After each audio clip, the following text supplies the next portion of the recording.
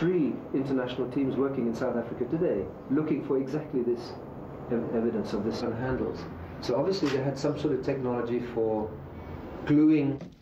Where we really have a big gap in our knowledge is the transition between Homo erectus and Homo sapiens.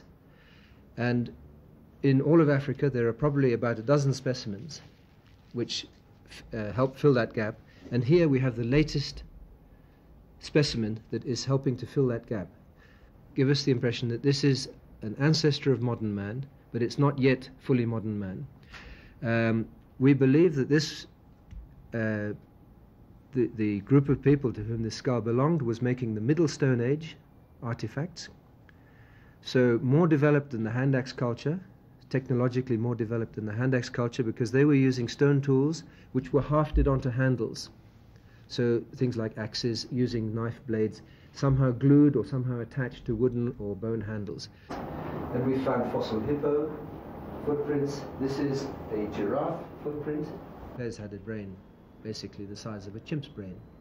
That's a can of Coca-Cola, 350, 400 cubic centimeters, tiny little brain.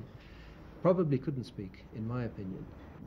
Nous avons référence systématiquement tous les ans, nous allons voir ce monsieur pour lui demander si de la mine sortent de nouveaux fossiles.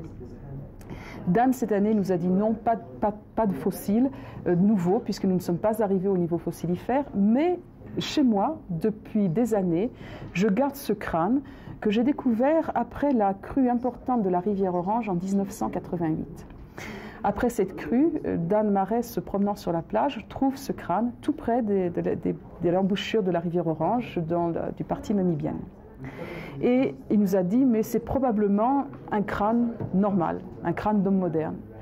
Et lorsqu'il nous a décrit le bourrelet marqué, le frontal très bas, les pariétaux larges, l'épaisseur de l'os, il était évident pour Martin Pickford et moi-même que ce n'était pas un simple homme actuel, c'était un crâne beaucoup plus ancien, qui est très fossilisé. And it's probably why, because it was in mud or in a kind of clay environment, that this one could... Of fossils and archaeology and so on. And the specimen will actually be housed in Windhoek of interest to anyone interested in evolution around the world. A very old adult. Adult because you can see the suture. Vieux de peut-être 100 000, 200 000 ans, quelque chose, somewhere in there, under these creatures. Which is a And basically what we have here is one of about a dozen specimens known from the world, so very rare.